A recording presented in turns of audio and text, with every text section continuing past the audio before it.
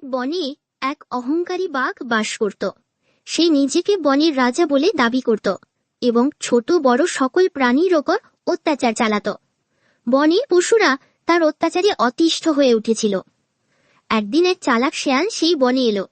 বাঘ তাকে দেখে গর্জন করে বলল, কিরে শেয়াল, আমাকে দেখেও তোর ভয় করছে না?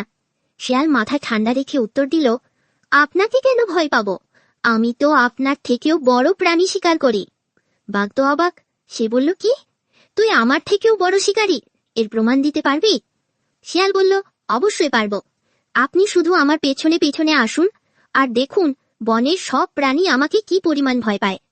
বোকা বাঘ শেয়ালের কথা বিশ্বাস করে তার পিছু নিল। শেয়াল আগে আগে হাঁটতে লাগলো আর বাঘ তার পেছনে।